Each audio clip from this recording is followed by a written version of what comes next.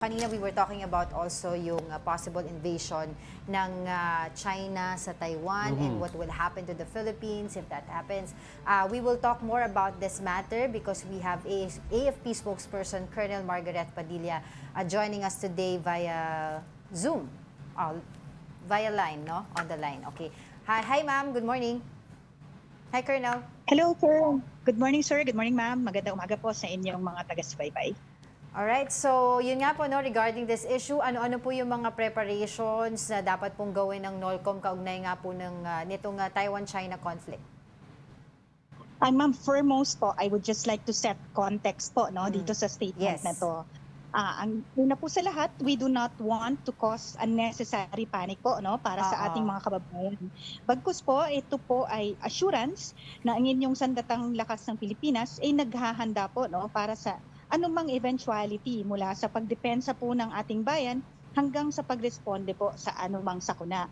So itong statement na ito, nabanggit po ito ni Chief of Staff during his speech po sa NOLCOM. Anniversary po kasi ng Northern Luzon Command. Yeah. So ito pong NOLCOM, since they are the guardians of our northern frontier, kaya po ito po yung mga possible po na paghahandaan nitong ating Northern Luzon Command. So alam naman po natin na marami po tayong OFW sa Taiwan. There are around 250,000 na OFWs doon. So in any eventuality po, we really have to prepare both in defense capabilities. Pwede rin po siya for repatriation pagkasakaling kailangan, and pwede rin po siya for humanitarian assistance and disaster response po. So I believe it's nga po it's just a possibility, pero ano po yung assessment po ninyo yung regarding this potential Taiwan versus China conflict po? This is not a novel issue, ma'am, Yeah. This has been going on for quite some time na po.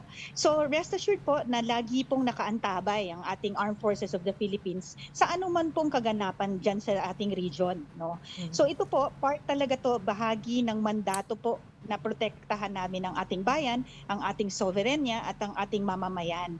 So patuloy po yan, nagsasagawa po kami ng masusing contingency planning para po maging handa po tayo for any eventualities. Also, ongoing po kasi ma'am yung ating balikatan exercises. So ito po, April to May po yan. And majority po ng paggaganapan nitong balikatan exercises natin will also be under the joint operating area of Northern Luzon Command po. Given pa sinasabi niyo, preparing for any eventualities, may mga coordination na po ba nangyayari with other agencies dito sa ating gobyerno like the DFA, migrant workers, pati sa counterpart natin po sa Taiwan, just in case po? Lahat naman yan, sir, This is, pagka may ganyan pong pangyayari, it will not be just solely the Armed Forces of the Philippines po.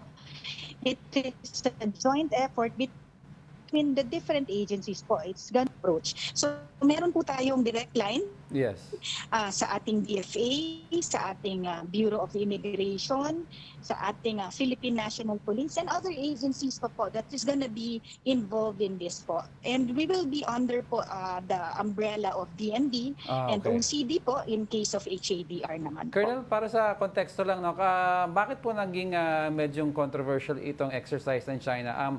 Di ba, I understand it annually, they hold similar exercises naman, but was it the location or how large the drills were? Colonel, are you still there?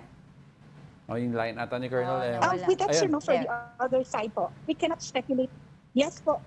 Yes, nawala kayo, Colonel, kanina. Ayun, okay na po.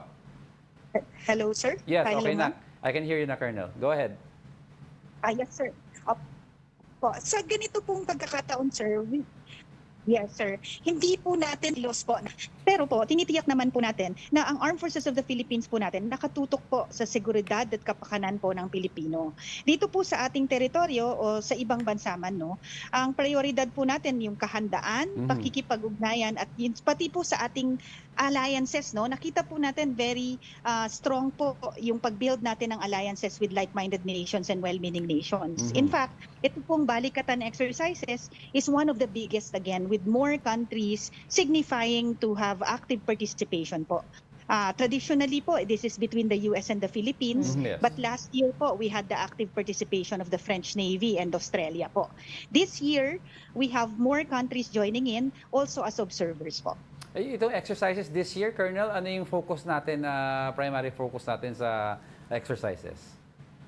Ito, sir, will be a fusion of kinetic and non-kinetic Okay. exercises, Mhm. sir.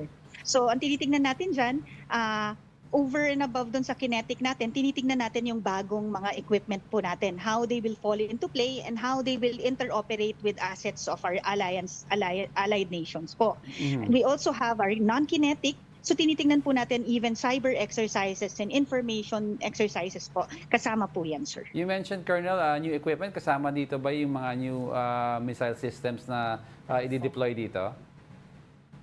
Depending dun sa exercise na gaganapin, sir, kung ano po yung layon ng exercise, meron po tayong mga naka-dedicate na assets specifically for exercises po. Okay.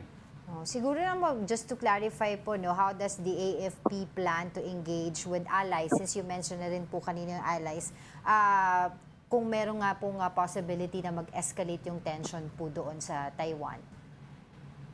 Ito naman po, meron po tayong mga pinipirmahan po, no, na mga agreements with them. So we have, depende po sa nation yan, no, may bilateral po tayo, may multilateral po tayo.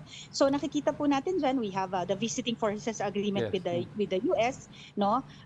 Meron po tayong RAA na pinirmahan with Japan, no, and we also are looking into the signing of the VFA between New Zealand, Canada, and ito pong sir.